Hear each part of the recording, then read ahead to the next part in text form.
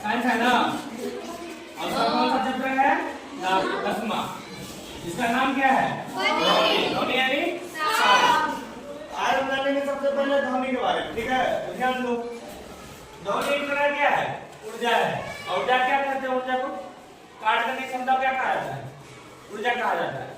कार्य करने की क्षमता को ऊर्जा कहा जाता है ना? तो ध्वनि क्या है? एक प्रकार का ऊर्जा है और वह तभी उत्पन्न होगा जब कोई क्या हो, जब कोई वस्तु क्या करेगा? कंपन करेगा। कब उत्पन्न होगा? जब कोई ध्वनि या कोई वस्तु क्या हो? कंपन करे। अब ध्यान देना है, कान से जो भी कुछ हम सुनते हैं ना, वही क्या है? ध्वनि है। अगर वो परिभाषा याद ना हो तो बस याद कर लेना, कान से जो हमें सुनाई देती है वही क्या है? ध्वनि है। ध्वनि यानी साउंड है, ठीक है? अब ध्वनि से जुड़ा कुछ इंपोर्टेंट फैक्ट है, उसके बारे में थोड़ा जानेंगे, है ना? ध्वनि की प्रबलता कैसे, मात्रा जो होता है वो क्या होता है? डेसिबल होता है। इसको कैसे किया जाता है? छोटा डी और बड़ा बी से। छोटा डी और बड़ा बी से। डीबी का मतलब क्या हो जाता है? डेसिबल। ध्यान रखना। ध्वनि का तारतम्य जो है किस पर निर्भर करता है? आवृत्ति पर। और ध्वनि की प्रबलता किस पर निर्भर करता है? आयाम पर। और ध्वनि निर्वात से होकर नहीं गुजरती है। निर्वात मतलब क्या? जहाँ पे हवा नहीं होगा, जहाँ पे कुछ नहीं होगा, ना हवा होगा, वहाँ पे वो क्या करेगा? नहीं गुजरेगा। गुजरेगा, है ना? गुजरना मतलब क्या? उस माध्यम से वहां जाना, तो निर्वात में नहीं जाता।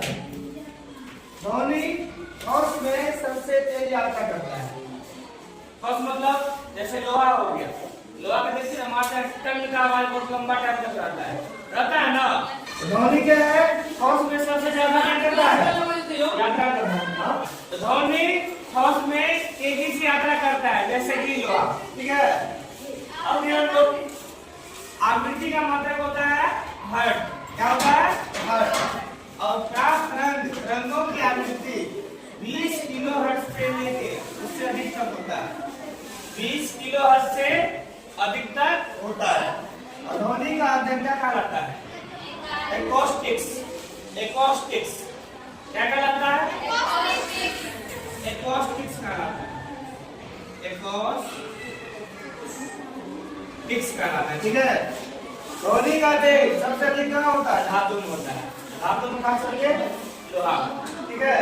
अब ध्यान देना है, ध्वनि तरंगों में घूर्णन की घटना नहीं हो सकती है।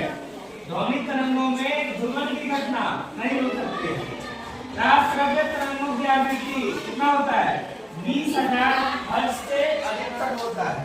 और पराध्वनि से किसको सबसे ज्यादा प्रभावित करता है वायुमंडल में? और दोनों तरफ, इसको